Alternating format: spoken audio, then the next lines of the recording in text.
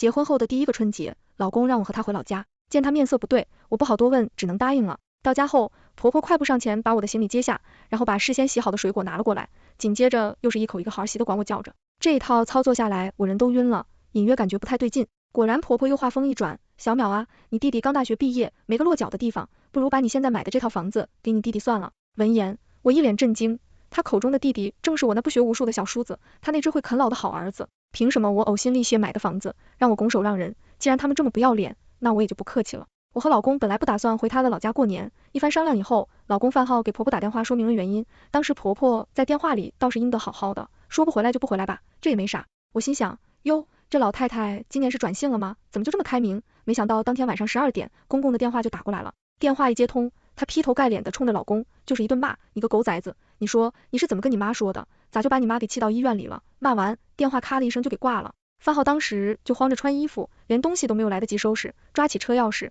拽起我，急忙的开车奔向了高速。我看范浩脸色不对，也不敢多问他啥。我们风尘仆仆的开了10几个小时，早也累得不行。范浩打公公的电话，想问问婆婆在哪个医院住院，没想到公公的电话竟然关机了。范浩担心的更加厉害了，会不会是婆婆出了什么事？他来不及多想，开车直奔他们的村子。没想到刚推开老家的铁大门，就看到婆婆正在院子里喜气洋洋的收拾着过年的猪头肉。而我的那位小叔子范涛正依在婆婆身边，问着妈，你说我哥今年能回来不？婆婆信心十足的说道，他赶不回来，你爸给他打电话都说错我病了，他能不回来吗？那咱说的那件事情呢？放心吧，你哥最孝顺了，爸和妈说的话他听。他们正说话呢，看到我们夫妻2个人，范同瞬间就尴尬了一下，然后像啥事也没有发生一样，冲着我老公叫我一声哥，冲着我叫我一声嫂子。我心里头的怒火呀，蹭一下子可窜上来了。看婆婆这状态，完全没毛病啊，她这不是耍人玩的吗？1000多公里，我们连夜赶回来，她就没想过会出什么事吗？番号强忍疲惫，有些责备的冲婆婆说道，妈，你这是咋回事？这明明不是。番号一句话还没有说出口，婆婆就拿着袖子开始擦眼泪了。大人啊，你1年都没有回来了，妈想你想的厉害，你这一打电话说又不回来了，妈心里急，这才，哎，你可别怪妈呀。婆婆这一出苦情戏，又是擦眼泪，又是表现母爱的，一下子把番号这个原本就孝顺的大给哄住了。直到我们开车回来辛苦了，婆婆做中午饭的时候特别用心，猪头肉、猪耳朵卤了好几盘子。我一看，这还没过年呢，就破费上了。以前我跟范浩回婆婆家，完全就没有享受过这待遇，事出反常必有妖。饭桌上婆婆又是给我夹菜，又是给范浩夹菜的，一口一句好日子好日子的，把我和范浩都快喊晕了。吃完午饭，我累得厉害，跟婆婆公公简单的说明了情况以后，就去卧室里睡觉了。而我老公被公婆生拉硬拽的拉去聊天了。我睡觉的那间卧室在堂屋的东北角，往年我们回来也住的是这一间。婆婆早早的收拾好了床铺，还拿出来了厚厚的被子，为又冷又困，拉起被子倒头就睡。这一觉睡得很沉，等我醒来的时候，屋子里面漆黑一片，摸到了自己放在枕头下面的手机，看了看时间，好家伙，晚上7点，我这一觉睡的时间可真长，整整睡了5个小时。我老公他们一家人聊得正欢，原本我并没有偷听他们说话的习惯，可当我听到公公的那句话的时候，我停下了准备拉开房门的手。我公公说，大儿子，你有能力，在大城市娶了媳妇，又买了房，你弟弟刚大学毕业，没地方落脚，我跟你妈商量了一下，不如把你现在买的这套房子给你弟弟算了。听到公公的这话，我被雷得外焦里嫩的，他这是啥意思？是打算把我和我老公辛苦拼来的房子送给我小叔子翻涛吗？强压心里面的怒气，我继续听。我老公说，爸，房子的事情不是小事，这房子是我跟小淼我们俩一块打拼回来的。啥打拼？不就一套房子？我不是说你们那个家是你在当家做主，只要你同意把房子给你弟弟，他敢造次吗？婆婆的这话说的是尖酸刻毒，说起来我跟范浩这日子过得真的是辛苦，我们俩一毕业就结了婚，结婚的时候双方家庭条件都不好，父母没有一个人能帮上忙，我们俩给别人打工，存了5年的钱，才开了一个替别人做设计图的小公司，公司连我带番号，总共才5个人。这几年生意又是难做得很，我俩是又当老板又当员工的，白天没白天，黑夜没黑夜的给人做图，才能维持公司的正常运转，其中的艰辛人人皆知。就这样省吃俭用存好几年的钱，才勉勉强强存够了首付。这还不说，光房贷就欠了15年，为了尽快还完，我俩更辛苦了。我老公不过30岁，鬓角就白头发了，我的情况也没有好到哪里去，因为常年熬夜做图，脸色总是蜡黄蜡黄的，就跟刚生了一场大病一样。我的那奇葩小叔子，时不时打着公婆身体不好的名号，各种问我老公要钱，一年下来，总能从我老公身上抠出去个3、5万。为了省钱孝顺公婆，我老公把他抠出去了，把他抽了5年的烟都给戒了。交房了以后，我俩想把房子装修一下，尽早住进去，结果美好的想象又被现实打脸了，没钱装修，总不能设在水泥房子里吧？万般无奈的情况下，范浩给婆婆打电话，想跟她借点钱，先把房子给装修了。没想到婆婆跟范浩说，装修得起房子就住，装修不起就睡外面。我和你爸老了，养大你就已经很够意思了，没钱再帮衬你们。那一天晚上，我跟范浩坐在我们的水泥新房里，倒头痛哭。反倒是我爸，他最近几年去给人家送菜，存了点老本，听说我们没钱装修，15万块钱一分不少的，打到了我的账户上，房子才能装修好，通风了半年后，我们才住了进去，欠我爸的钱一分不少。这可倒好，住了不到3个月，公公婆婆就开口说话，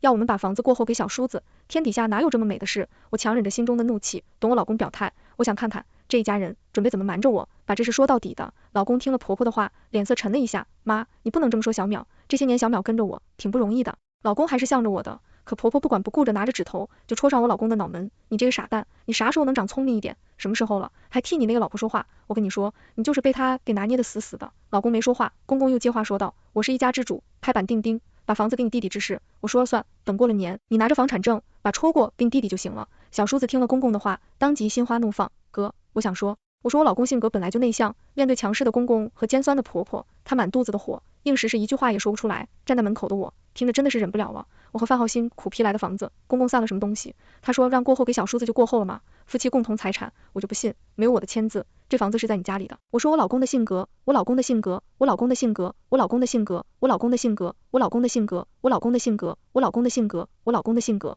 我不忍了，直接推门进了堂屋。这是我和范浩新苦打拼来的房子，凭什么要给小叔子？范浩看我脸色不佳，知道我的这个火爆脾气被挑起来了，他劝我熄火。从长计议，熄火，开什么玩笑？人家都惦记上我的房子了，我还能熄火？公公把手里的旱烟抽得呼呼的，想给我立个下马威，凭什么要给？就凭长兄如父，长嫂如母，你小叔子结婚没房子，你们当哥嫂的就得给他置办。婆婆还在一旁帮腔，老头子说的对，长兄如父，长嫂如母，这是你们的责任。小叔子看热闹不怕事大，他顶着自己那张提示做脸孔，嘚瑟道，哥嫂子爸妈的话你们也敢不听了吗？我听个屁！怒火上头，我冲着公公和婆婆说，长兄如父，长嫂如母，想让哥嫂管小叔子，得先跌死娘家。一句话炸锅了。公公怒气冲冲地摔了手中的旱烟，一跳老高，你说的啥？你再给我说一句。婆婆啊，拉着他的长裤腔闹通了起来。哎呀，大人啊，你看看你这是娶的什么好媳妇？大拉月的，这是要害你爹妈呀！小叔子原本是想就傍相争，渔翁得利，没成想我一个媳妇敢这么跟公公婆婆说话。他为了显示他的孝顺，趁我不备，冷地冲了上来，照我的脸上就抽了一巴掌。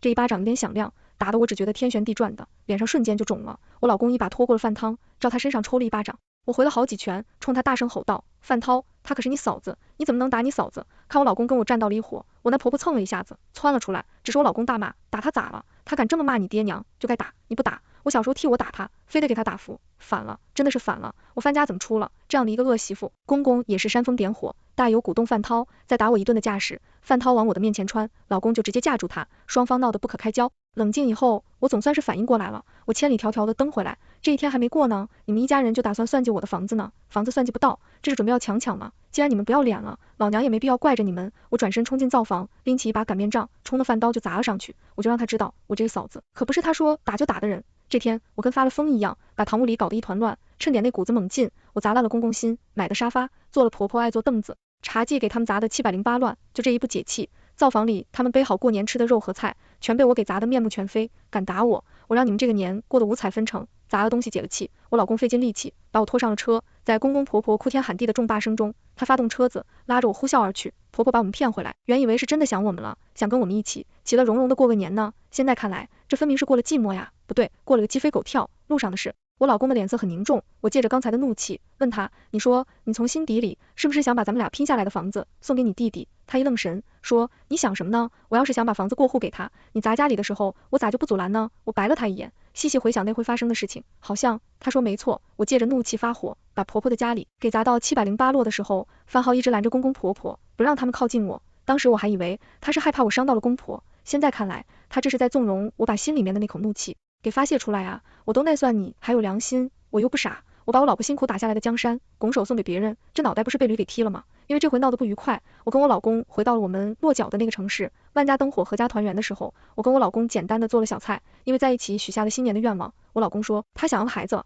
当时我就答应他，生个属于我们的爱情结晶，我倒是要看看有了孩子以后谁还敢再惦记我们的房子。结果大年初一的早上，公公的一通电话就打我和我老公的脸，公公在电话里趾高气扬的吩咐我老公，大过了年我就让你弟弟带着身份证去你那找你，过年咱们商量的事你必须给我找办，不然的话你就再也见不到我们了。甚至为了震慑范浩，公公还发了一张照片过来，老房子的梁上高高挂着2根绳，最下端是个套圈，我老公的脸上愁云密布，他抱着脑袋坐在床上不知所措，一边是他爹妈，一边是他拼了这么多年和我同甘共苦打拼出来的房子，房贷和欠款没还完呢，父母这就开始道德绑架起来了。范浩的烦躁就写在脸上，他抓着自己的头发问我，小淼，要不咱们就把房子给我弟弟吧？啥？我一跳3尺高，范浩这就妥协了吗？这可是我俩的房子啊！我冲着范浩大叫，这是我们的房子，你想想我们吃了多少苦，受了多少累，才在这个城市有了可以落脚的窝，你想拱手送给你弟弟？不可能，我不同意。闻言，范浩气呼呼的穿衣离开，看着他离去的背影，我欲哭无泪，看着空荡荡的房间，这是我们的家呀，现在却那么空洞冰了。坐下来冷静了一会儿以后，我开始思索对策。我老公的确为难，一边是生养他的爸妈，一边是陪他同甘共苦的老婆，他不管怎么做都是错的。我是他老婆，难道要逼着他断绝血脉亲情吗？真这样了，以后还不知道被多少人出脊梁骨呢。范浩进退为难，我也不想结束我们的婚姻，可以不能被动来打，任由那奇葩的一家子从我们的手里面把辛苦拼来的房子夺走吧。做了好久，我灵铁一动，想出来了一个主意。晚上，范浩和朋友们喝了几杯酒，最后一栏山回来，看着他那张满是忧愁的脸，我把他拉到了卧室，开始一把鼻涕一把眼泪的抵抗认错。老公，今天这是我态度不好，我冲动了。今天你出去了以后，我站在你的角度想了想，你也确实为难，这件事情咱们还得从长计议。听了我的软语，范浩的脸色好转了很多。范涛要咱们的房子，咱们肯定不能给，但是也不能让公婆因为这是跟咱们闹僵。我想了想，爸妈说的对，长兄如父，长嫂如母，咱们是得帮助他。我特意从朋友那里借了20万，过几天咱们回趟老家，把这钱给他，让他在当地小县城付个房子的首付。见我这态度，范浩的酒劲一下子清醒了大半，他拽着我的手说道，媳妇，你借的这20万没啥，不就是钱吗？只要咱们肯干，还尚不是啥问题，大不了我再多熬几个晚上，多画几幅图。扭起来的转变让范浩的心里面吃了颗定心丸，他感动的抱着我，媳妇长媳妇短的叫着，我们立马就和好了。随后我就找朋友帮忙，搞了几张以假乱真的检查单，钱我是借了，但会不会给他们还不一定。初6，范浩带着我开着车，又踏上了回老家道路。按我们的原计划，先不去公婆家里，过年呢，总得把平常常走动的几家亲戚给拜访一下才是。去的第一家就是范浩的姑姑家，我们提着大包小包的东西，敲开了姑姑家的大门，没想到一看到我和范浩，姑姑的脸就拉了。你们来干什么？走走走，别上我家来，我们家可没有你们这种忘恩负义的富贵亲戚。姑姑一向对范浩还算是不错的，大过年的又是翻脸又是骂人的，给范浩搞得一脑袋污水。在3追问之下，才从姑姑的嘴里听到了实情。原来经由上一次我在家里的大闹以后，公婆和小叔子四处散播我和范浩的坏话，说我们在大城市里发了财，住上高楼，买上豪车，就不管家里个死活了，不但不赡养公婆，一年到头来1分钱也不给，甚至大过年的还把家都给砸了。他们说范浩是那种娶了媳妇忘了娘的混蛋货，让亲戚们都不要跟我们来往。听了姑姑的话，范浩气得差一点都要原地爆炸了。小叔子这么说他能理解，可是公婆呢？那可是他的亲生父母，他们这么堂而皇之败坏自己亲儿子的名声，到底是为了什么？好在我有应对之策，提前将这几年范浩给小叔子的转账截图给打印了出来，拿出来让姑姑一家人看。看着那一笔又一笔的转账，姑姑一家傻了眼。等我把公婆逼着我们把房子过户，给小叔子的事情说出来的时候，姑姑气得更是暴跳如雷。首先手背都是肉，她怎么也没有想到她的哥嫂会这么偏心他们的小儿子。去了姑姑家以后，我和范浩又去了二姨家，无一例外，亲戚家对我们的态度都不好。当我们把事情的原委说清楚了以后，他们都沉默了。趁着这个机会，我又是一番哭诉，说我们在大城市生活有多难。亲戚们纷纷点头称实，理解了我们的难处，费尽一番心思，我才终于把范浩不孝的这个污名给正了过来。去完了最后一家亲戚家，已经是深夜的时间了，我和范浩打算回公婆家了。临到村口的时候，范浩犹豫了，媳妇，要不咱们不回去吧？咋？你是心疼这20万块钱啊？范浩沉默，一个字也不想说。我知道他不是心疼钱，他是害怕听到他不愿意听到的结果，这个结果还真得必须要让他听，不然的话，他这一辈子都得活在当断不断、反受其乱的纠结中。没事，你不想去，我自己去就是了。过年闹那一场，总得跟爸妈道个歉。我温声安抚了范浩一番，让他在村口停了车，自己一脚深一脚浅的去了公婆家。我知道老公担心我，还会跟着我。看到身后隐藏在黑暗中的影子时，我微微笑了笑。推开公婆家的房门的时候，公婆和小叔子3人正在满嘴流油的啃着面前的肉。看到我进门，婆婆本能的把肉盘子往她面前拽了拽，我不计较这个，换上了一副笑脸。爸妈，上一回的事是我做的不对，我不该想也不想就砸了你们的家，看我态度放得这么低。公公点起了一支烟，损了损他的鼻子。婆婆趾高气扬的冲我说道，看你态度不错的份上，上一次得罪我们的事情，我也就不跟你计较了。对了，你这次回来是不是已经想好了，把你们的房子过户给翻掏了？看婆婆的这副样子，我恨不得一巴掌抽到她的老脸上，要别人的东西还能要得这么理直气壮，也真够不要脸的。为了我的大计划，我决定先忍他一把。是，决定了，这房子我决定过户给范涛。当我这句话说出来以后，公公婆和小叔子脸上大放异彩，特别小叔子范涛，恨不得这马上就收拾东西去接收我们的房子。公公抽着他的烟，一副胸有成竹的样子。我就知道你们得听我的，哪有当小辈的不听长辈话的道理。看着他们的高兴劲过了，我才慢慢说道，爸妈，过户之前我能不能提个条件？一听我要提条件，公公大手一挥，敞亮的说道，只要你们能把房子过户给范涛，别说提一个条件了，就算是10个8个条件，我们也能同意。老东西，10个8个条件，哼，就我这一个条件，我就能让你肉疼。该我表演的时候到了，爸妈，我和范浩干了这么多年，才买了这么一套房子，其实也挺不容易的。现在我们把房子过户给范鄂了，以后我和范浩的养老问题，是不是得让范鄂多费费心？公公随口就说，那是，他是兄弟，该管你们。范鄂更是表态，嫂子，你就放心吧，只要你把房子过户给我，我保证管你和我哥，你们活到100岁，我就管到100岁。要是我管不动了，让我儿子、我孙子来管。这品话的也是真够大的，还他儿子孙子，瞅他的那副熊样子，一无事。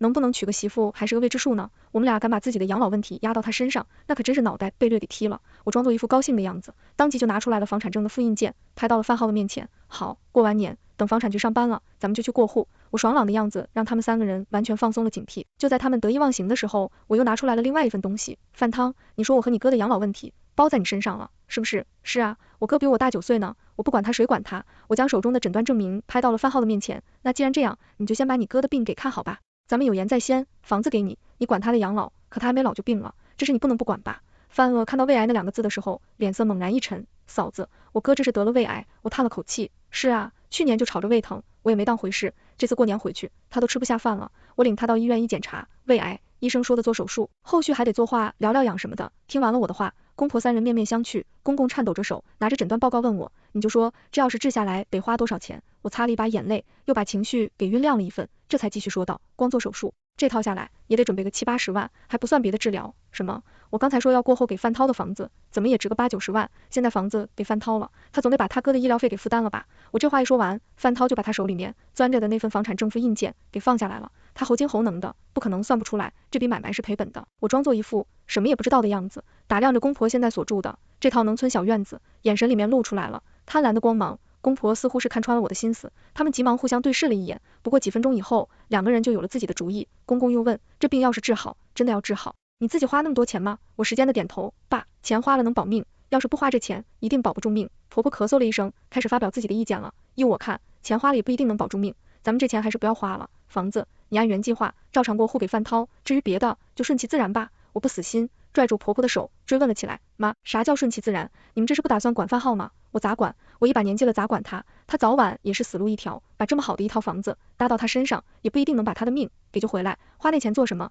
依我看，把他拉回小县城，随便治一治，能治好是他的命，治不好，最起码我小孩还能得到一套房子，对吧？大儿媳妇，你可不要拎不清，不能做赔本的买卖呀。他说这是买卖，婆婆的一番话犹如寒冬里的一块冰，完全把我给雷到了。范浩可是他的亲生儿子，哪有这么不靠谱的母亲？在听到自己儿子得病的时候，惦记的不是咋的儿子治病，而是拿到儿子的财产，人心两保，说的那是外人。可在面对自己亲生儿子的生死之时，能说出来这样一番话的母亲，他是也找不出来几个人吧？这一刻，我真心为范浩感到不值，他活得不值。小叔子和公公也是同样的意见，小叔子多囊，要他一套房子，还得给他治病，房子卖了，连医药费都不够给他的。我傻呀，要他的房子，走，大过年的，你别在我家隔音我。小叔子说完，推着我就要往门外推，就在他推我的那一刻，范浩含尽着脸推门进来，刚才他站在门外，将我们说的这番话一字不差的听到了耳朵里，看到范浩进来，公婆只有片刻的尴尬，是他说的，我说的这番话，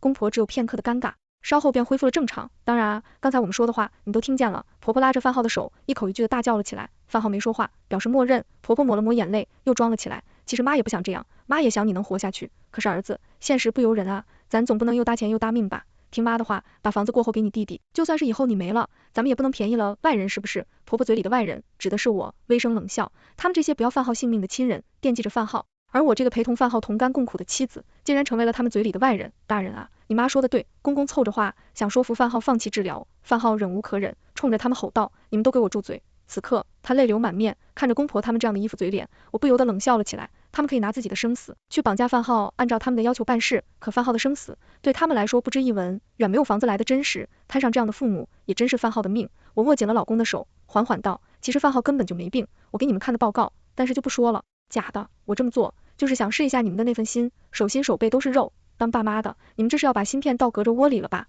为了给你们的二儿子弄一套房子，你们连大儿子的命都不要了。当父母的，当到你们这样的地步，都不够丢人的。原本我们给范涛准备了20万，想着给他在小县城付个首付，现在看来完全没必要了，因为你们根本就不配。听了我的话，公婆都傻眼了。小叔子最先反应过来，又是哥又是嫂的叫着，想要把事情就挽回了。毕竟20万这个数字，对他来说可是有着强大的吸引力，弄不到我们的房子，能从我们手里弄出来20万，也不是一笔小钱啊。可范浩几经对他们完全死心了，没等他们的在一番表演开始，就绝望的拉着我离开了这个村子。车子驶出了这个他从小生长的村子，一路上老公哭得稀里哗啦，一个30岁的大老爷们儿，若不是到了肝肠寸断的地步，他怎么可能会哭成这样？我没有劝他，任由他停下车子，哭得歇斯底里。他做梦也不会想到，最先放弃他的人，会是他一直都心心念念要孝敬的亲生爹娘。他与他们来说，不是儿子，只是一个提款机，一个没有了用处以后，一脚就可以踢开的提款机。我知道，从这一刻开始，范浩怕是真的要和这个村子说再见了。也许明年过年的时候，范浩再也不会因为